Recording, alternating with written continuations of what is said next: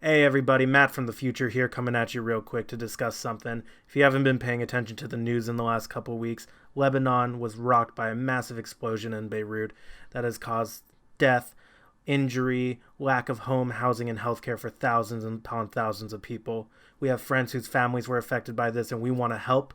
So we are asking for any of you listeners listening to please donate to the Lebanese Red Cross to help these people out. They could really use your help right now in this time of need.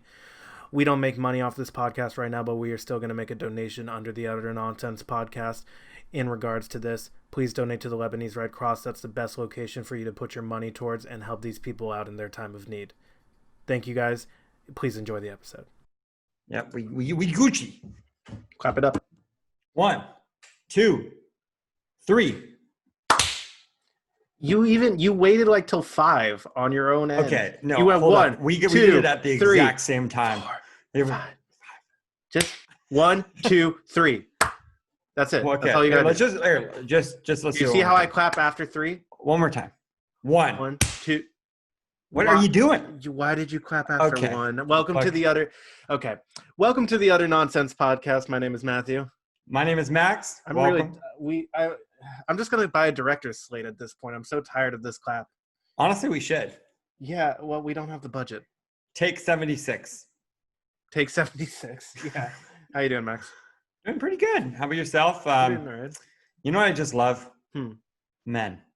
Oh, Yeah, I went there. I love men okay. that wear manly things like a beard or a mustache. Okay. Are you giving me crap for shaving? Oh, no. What? Yeah. You shaved? Yeah, Oh. baby face. Oh, Yeah. Yeah. Smooth out the baby's bottom. Yeah. Oh, man. God, I shaved for the first time in a year and you instantly give me crap, huh? No, it ain't. It looks All right, good. no, It it's looks fine. good. If we want to talk about that, you know what I love? Hmm. Guys who are having a midlife crisis at 25 and wearing a cowboy hat around the house everywhere. Okay, it's not a midlife Mhm. crisis. It's actually I'm going bald, Okay. and therefore So the I Rogain's use the not working? cowboy hat to keep my Rogaine and my manliness in. Oh, yeah, no, I mean, male testosterone and cowboy hats are pretty synonymous, so.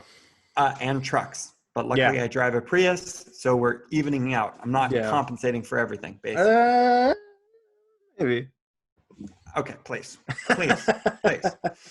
Look, at the end of the day, beard, cowboy hat, baby face, smooth as a baby's bottom Mm-hmm. over there or over Mhm. here. I don't know where I you look are. good, buddy. I look good, but when people see this, I'm on the right.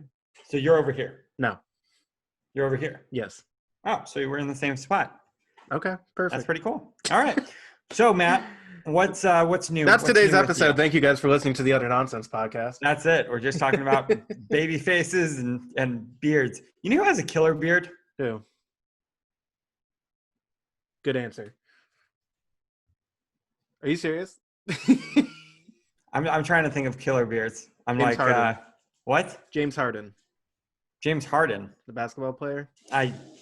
He does have a killer beard. He really does. Wow. He has such a killer beard. For those listening, I was telling Max how he needs to record in a different room because we get a lot of noise from the 4 dogs in his house and the other people living in his house. And he's like, Okay, "No, I'll be fine. I'll be quiet." And then what happens in the first 3 minutes of recording?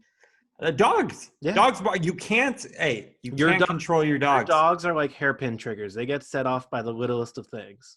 Yeah, you know what? They have the Napoleon fever because they're really small, but they're tough. Like they'll bark at a Rottweiler, and I'll be like, "Yo, you will not win that fight. That will be a fight that you should not like." I don't understand. Like, Why small like, dogs are so ballsy. yeah, but like if I see like someone bigger than me, Mm-hmm. I'm not gonna just go up in his face and start yelling at him. That is not true. Have I done that before? Yes, I have been at bars with you before where you have been drunk and tried to pick fights with guys twice your size, and you know I can't help you there. I bring you back and talk you off the ledge. I can't back you up on that fight. It's more like, hey man, Mhm. watch out Mhm. because I'm small and I will sue you. It's kind of that's where I'm going. Like maybe if he throws that's the your first tactic? punch, I get $60,000. I'm Jewish, Matt. Yeah, I'm Jewish. okay. You Jews got to think. That's a stereotype, buddy. No, is it? Yeah. But I'm Jewish, so I can say stereotypes, buddy. Did I ever tell you about Wait, no, don't transition. Cut that transition. Have I ever told you about when I was in Singapore for study abroad? We were out at like the club district for like our last night in Singapore, and we're all partying and stuff. And there was U.S. Navy guys there. They were docked in Singapore, so they were all partying and stuff.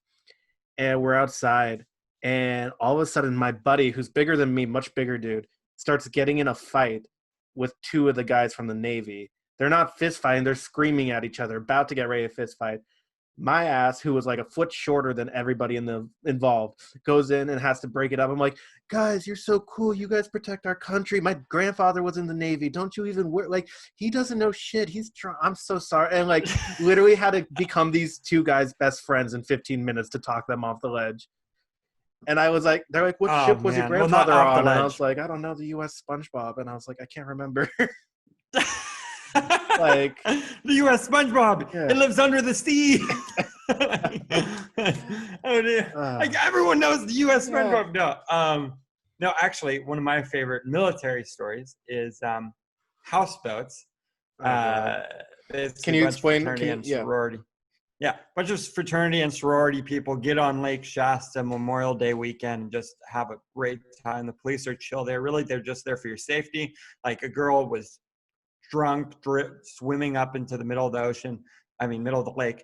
And the police literally will just pick her up and put her back. Like they're awesome people. They're just there to keep people safe. Anyways, there was the Marine boat, which was this big, it was full of Marines, big, huge dudes. And I guess Pike, which is a fraternity, was messing with them. Doesn't Pike have like the worst reputation? I wasn't in a fraternity, so I don't know as well as you do. But doesn't Pike have like nationally the worst reputation? Pike is ridiculous. It's like I can't say anything. Look, Pike, it's fraternity, and fraternities do different things, and I'm not going to say one's better than the other. But yeah, their reputation. They have a bad reputation, though, don't they? Oh yeah, yeah. Oh yeah. So basically they were pestering the Marines, and the Marines then come onto our boat and is like, "Hey guys." And what fraternity were you a part of?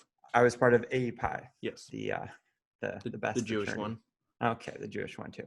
But anyways, the Marines guys come on our boat and they're just like, "Hey guys, like we just want to steal a TV from Pike. We're just going to take a TV off their boat okay. and we're going to bring it on our boat." And of course, back in college, we're like, "Oh yeah, like working with the Marines, like I salute you." And we're like, "What do we do?" And so I wasn't involved, so I did not steal no TVs. Okay. But a portion of our ship started, the Marines were all like, "Hey, just start beating the crap out of us in front of the Pike boat. Like you could swing, you could do whatever the heck you want. We're going to get into a brawl, and then one of us are going to literally Navy SEALs behind the boat, swim, go inside their back, grab the TV, and then bring it back over to the boat." Right? Okay. We're like, no way this is going to happen. But anytime that we could, go out some Marine dudes and have a good time, like we were all about it. So we hear just cussing, and one of our brothers said, "Oh my God, he asked me to throw just full-blown punches, didn't ask me to hold back at all." Like everyone's just total brawl outside the Pike boat. Oh my and then God. Pike starts coming out and getting all pissed. So they start running back to our boat. And in our heads, we're like, well, did they get the TV? Like, what the heck? And then out of the water, like he's treading water with the flat screen TV, jumps on our deck like this, all Navy sealed out with, the black underneath his eyes. Yeah, the whole paint. Like, oh my God, totally just marined out. Sorry, dude. Navy SEALs, but it was the most insane thing. Those guys. Oh my God. That's tough, dude. Bees. We played water polo for 4 years, and I don't think we could tread a TV across a lake. No way. That was insane. And no, when it comes to Pike, I was the captain of a boat, and congratulations. I know, twice, 2 times in a year. Wow. And if we did get caught for alcohol, which was obviously not on the boat, I would have been like a $10,000 fine. But where'd you hide it? A Pike guy, I guess, got on top of our boat and fell off it, and didn't fall into the water, but fell head first in between the bar and the cement floor. Oh my God. Oh yeah, no, I thought I'm the captain now. I thought not in that moment. You weren't the captain. I'm like, hey, who wants to be Yeah, captain? who wants the hat? Who wants the hat? Yeah. So I'm literally going. I go to him, and he's upside down, like in a jigsaw. Yeah. You want to play a game, you know? Yeah. But then I'm like, hey, are you okay? And he's like, I'm fine, man. Don't be soft. And I'm like, Wow. okay, well, which boat are you on? And he's like, none of your business, man. And he had a cigarette burn, which I know some pike. I'm not saying all pikes or whatever. Oh, is that like a initiation thing? It's like, this is how you become a family. We're gonna cigarette burn you. That explains a lot. That explains a lot. So anyways, I look and I'm like, are you Pike? And he's like, Pike, bro. Or he said some shit. Pike, and bitch. I was like, okay, well, here, have some water. He's like, water's soft. I'm just like, no, dude. I'm the fucking captain of the ship. You're drinking some goddamn water or I'm tossing you overboard. Because I think that this guy's concussed or messed up or something like that. Long story short, we end up meeting up with all the boats and we literally tossed them off. We said, go find your boat, fly, butterfly. And we tossed him off the boat. Yeah. And we ended up seeing him and he said, thank you and all this stuff. But yeah, man, that was Pike, man. Pike, crazy. Pike and Marines. I would have like clotheslined him off the boat if I'm like, here's some water. He's like, water's soft. I would have been like, all right, you're soft. Bye. Like, you're not on my boat. Water's soft, but there's so much water. It was so hard when I hit it. No, I was not a fan. But yeah, man. With that being said, Marines, I salute you. Thank you for serving our great. Thanks for helping Max steal TV. Yeah, and then also speaking of great nations, I know we're not getting political. The DNC. Oh yeah, we're recording this the night after the Democratic National Convention, which I thought was actual like if you're Republican, Democrat, I don't care. You're watching this, but it was like America back to normal. It was a weird feeling. Like the beginning is just every state singing the national anthem. Yeah. Every kid in each state singing the national anthem. It was beautiful. And then it went on. John Kasich, a Republican, the Ohio governor, Republican presidential candidate, endorsed Joe Biden, and basically did this whole crossroads speech, which we thought was great. Michelle Obama came in with a great. Michelle Obama's speech was insane. I mean, the elegance and poise and education that she has. I mean, she's just so intelligent. It's insane. Wait, but she's like Melania intelligent, right? We're gonna end that conversation there with that horrible joke. Max, what are we doing today? Today, Matt, we're gonna quiz you on your own because look, what is Matt good at? Looking good, but at the same time, modeling, drinking more than Max, being funnier than Max, having more friends than Max. Smarter than Max. Wow. This is just what people tell me. I was gonna say you kind of know how to cook. And that too. I'm a chef. Yeah. And my favorite show with chefs is Chopped. Or Chopped Kitchen. Or Chopped Junior. Yeah. Is there a Chopped Junior? I think they've done a Chopped Junior, yeah. They should do a Chopped Junior. Yeah. I could totally be what's his name? Gordon Ramsay. Gordon Ramsay doesn't do Chopped though. Yeah, but you should. He does MasterChef Junior, and if you watch, he's actually super nice to the kids. It's kind of nice. Yeah.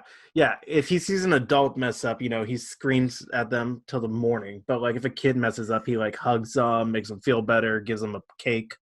Hey, good job, or like adult. Was that your Gordon Ramsay? Fucking raw. Yeah, that sounded German. Good job. Good job. We got to work on that impression. But all right, so we're playing Chopped. We're playing Chopped. You're gonna quiz me on Chopped. That's fine. For people that don't know, I am a professional chef. That is my trade and industry. Yes, but like Max Games, I always have to throw in a twist that you're not expecting. And that twist is, like in Chopped, you have to pick how many recipes, Matt? Normally, an episode of Chopped is 3 rounds: appetizer, entree, and dessert. Okay, and with those appetizer, entrees, and desserts, what do they usually throw in? It's usually 4 to 5 ingredients and Usually, like for dessert, they'll have, a couple normal things and then they'll have something weird like a corn dog. Like they'll do, stuff to make it more challenging and what are you going to use from it, an aspect of it. See, I love that idea. And I love Yeah. the idea of chopped, but the one idea that I like the most is when they throw in the most random, crazy ingredients and they make the chefs sweat because they don't know how to use a corn dog. And that, my friend, it brings me to my episode of Max Chopped. That's for our editor. Put in a big Max For our Chopped editor, right for me, there. Thank you. Yes, Max Chopped right here. Dun, dun, dun.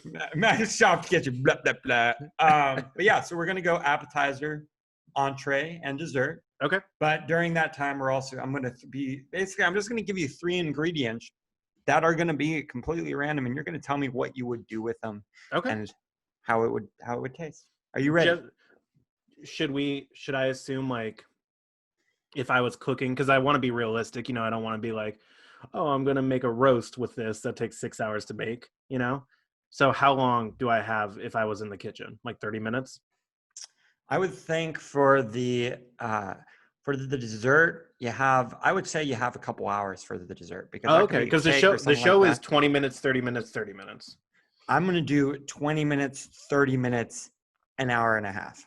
Oh, cool. Okay. Yeah. Thank you. Want that That's dessert. Very generous of you. That's very generous of you. Yeah. I mean, how long does a good cake or good sugar sculpture take? Sugar sculpture takes days. That's what I'm saying. See, we're going to do it. By the way, yeah. Have you seen that new show on Netflix? It's called Sweet something. No, I haven't. It's really good. You have to watch it. All right, here we go. Are you ready for your first round, Matt? Hit me. All right. Your first round is the appetizer round. And your things are kumquats, uni, and blueberries. Did you just make that blueberry one up on the last second? No, it's one of the hardest ingredients said by Chopped. One of the hardest ingredients to put in, which is kind of weird because I would think blueberries are kind of easy to do. But yeah, no, this seems pretty easy. I would do like almost like a ceviche. You don't want to cook the uni in acid, but I would do like an extra, maybe like a whitefish with it or a shrimp, something mild in flavor. And I would chop up the kumquats in it. I would do some cilantro, red onion, lime, honey. I would make a blueberry dressing. I would blend blueberry and mint and honey and lime together to toss it all in, so it's all coated evenly. A nice piece of bread that has a nice toast to it, like a nice grill mark on it. Put the ceviche on top, garnish with the uni for that extra saltiness and like creaminess. Maybe a little microgreen on top. Boom. Bam. That was an easy one, baby. What about kumquats? Kumquat would be folded in with the ceviche. Kumquat would be folded in with the ceviche. Mm-hmm, like sliced a kumquat. That sounded tantalizing. I was going to make fun of you. But then I was just listening to it. I was just like, oh, yes. You got to hit me harder, buddy. Like I know how to work with those ingredients. Okay. Well, I mean, look, but at the end of the day, as the chef, yes. I mean, as the judge, I would say that's a little filling for an appetizer. It's not, it's not. Well, you're not getting a sandwich. It's going to be a small piece of toast with ceviche and uni on it. Look, who's the judge here, Matt? I'm going to give you out of that. I think you're just mad that I nailed it on the first round. I'm going to give you an 8 out of 10 on that one. Okay. 8 out of 10. Okay. 2 points for because I've obviously judged a lot of cooking shows. Oh my God. Were you ever a judge when we did like me and Wasim? Were you a judge when me and Wasim did it? No, and it was like literally one of the worst days ever that I heard about. Were you not in town? Was that the issue? I wasn't in town. For those that don't know, me and our friend Wasim, people like to challenge me because they don't think I'm actually that great of a chef, which is insulting. They want to challenge me. They're like, oh, I cook at home. I know how to make a PB&J. I'm better than you. So they challenge me. And I took on Wasim's challenge, and we did a chopped variation where we had friends judge. They made us use an ingredient each round, and we cooked for them, and they chose who won. I won. Not to toot my own horn, but I fucking destroyed him. So, I heard Wasim's steak was better than yours. No, that's what I heard. No, the only thing Wasim won in was the appetizer round because he used the styrofoam plates from his family barbecues, and everyone's like, "Oh, nostalgia!" Like that's literally why he won that round. My steak was. You know what I made for my entree round? I know it. Wait, We'll get there Okay, because fine, we've just fine. gotten through apps. Let's go on to the entree round. Are you ready, Matt? Yeah, hit me. Dum, dum, dum. Dun, dun, dun. Your entree is black garlic, quail, Okay. and rhubarb. Ooh, the rhubarb is a nice touch. Okay. I would cut the quail so it was like not spigot. I don't know what the proper spit cook. It's where you cut the backbone out of the quail and flatten it, so it's like a flat bird. Like you push Yes. it down, and then I would Yeah, the flatte. I understand. that. Every chef listening groaned at that. And then I would heavily season with salt and pepper and maybe some thyme, pan sear, baste it in a black garlic scallion butter, and then what was my rhubarb? Make a rhubarb stuffing, cornbread rhubarb stuffing, Rhubarb stuffing. cornbread and rhubarb. Yeah, That's a little. I mean, rhubarb has this very, taste, and it's a very taste, really. a very, and putting I'm that gonna in question if you've ever corn- tasted rhubarb. Look, at the end of the day, I'm gonna give that one a 6 out of 10. Are you fucking because kidding me? You didn't even know what a flatte is. Okay. I'm gonna punch you. When you flatte, the flatte is not a thing. Oh, you flatte it. That's what you're saying. I didn't Make remember. it flat. It's a Yes, I flatte. make it flat, but it's not called a flatte. Like, I swear to God. And rhubarb would complement the stuffing very nicely. Salty cornbread, buttery cornbread, onions, garlic, herbs, and then a little bit of rhubarb minced up for some sweetness in there. It would work very nicely. On the next episode, Matt actually cooks all these and I get to taste them. And we'll give them an actual rating after that. That is a fantasy. Okay, 8. Okay, fine. You've boosted up to 7. Look, you have a 8 and a 7. You're almost there at an even 10, but you're not quite there yet. On to dessert. Perfect round so far. With the dessert round, you're throwing in an additional thing. So there's 4 ingredients? No. Oh. It's still 3 ingredients, but it has to be at least 3 feet tall. So now it's like a cake competition?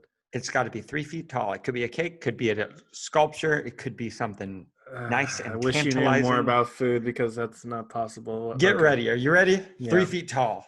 Actually, 7 feet. Make it life size max. Okay. That was a joke, by the way. It needs to be 3 feet. Here you go. Mm-hmm. Tomatillos. Okay. Pineapple. Okay. Swedish fish. They love people love throwing candy in these baskets, like to try to throw you off. And kumquats. And kumquats again, so there are 4 ingredients. Yes, there's 4 ingredients. Yep. Okay.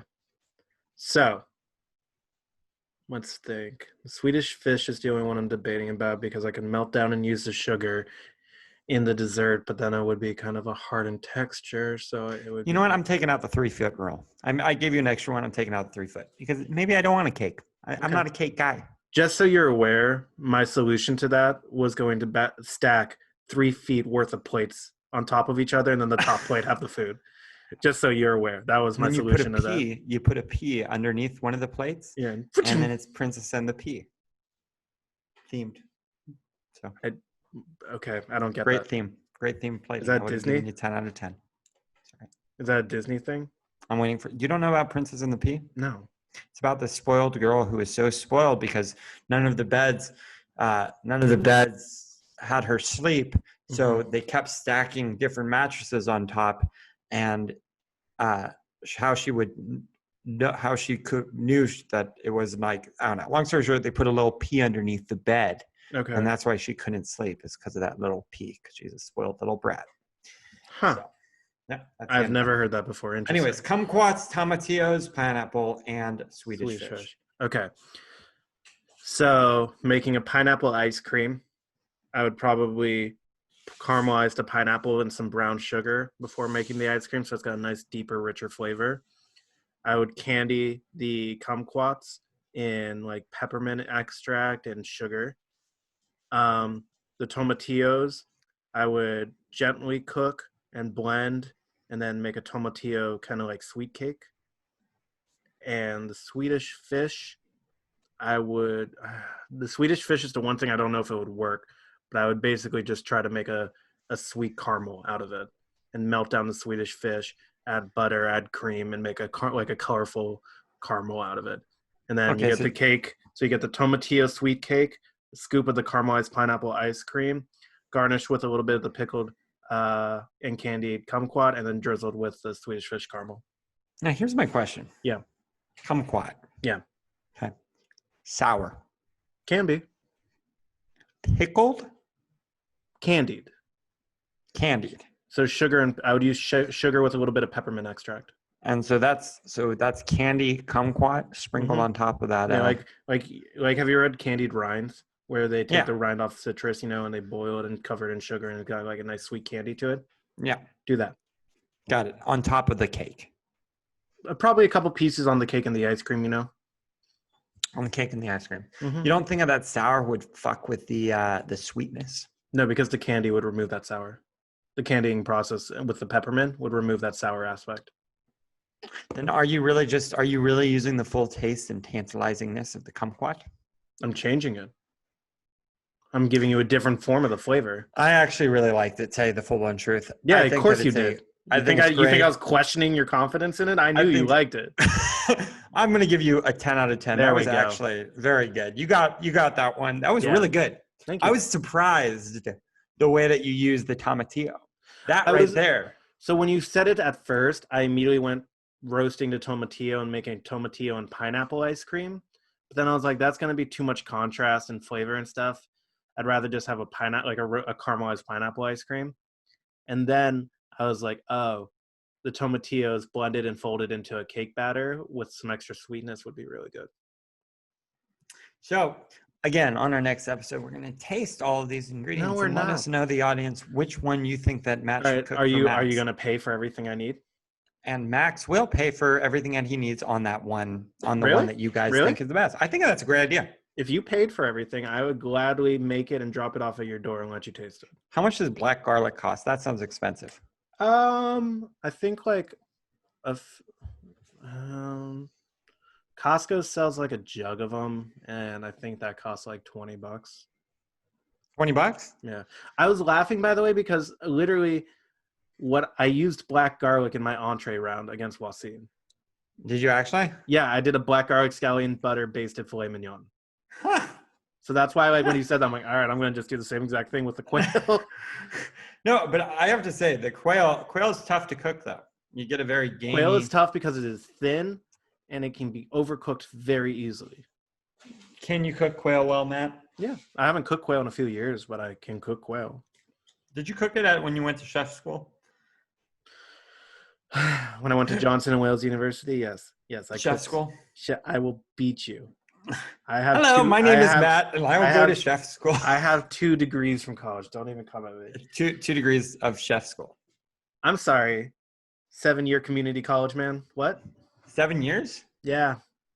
7-year community college dropout. Yeah. I think you mean. Yeah. Yeah, no, they taught us how to cook quail in one of the classes. There's a technique, I don't remember how to do it, but like you take parchment paper and you fold it into a little boat that holds the quail to bake it in. Yes, the flete. Thank you for listening to the Utter Nonsense podcast. Max. Is that it? Do you have any more, or is that it? That was it. That was a good episode. I mean, we're what, 50 minutes? No, we're fine on time. I'm just making sure if you had any more questions or anything. No, my only question that I have is, how long does it take to grow a beard back? We'll find out. We'll document it live. I know. Honestly, I think it looks good. It does. Thank you. Good. Whatever anyone says. You're baby face more than less of the time. I don't get why you're. No. Honestly, no, it does. And the thing about like baby faces, it feels better. Honestly, it does. Like, I don't care any guy that says, "Oh, it's mustache and a beard." Like, that's bullshit. Okay, Mm-hmm. Like it's scruffy, it's irritating. You feel it all the time. It's ridiculous. I hear what you're saying. Okay. At the same time, men have beards and women have cheeks. So that's the end of our episode. Welcome to Utter Nonsense. That is a horrible. Please, If anybody listened to that, please ignore that. That was horrible.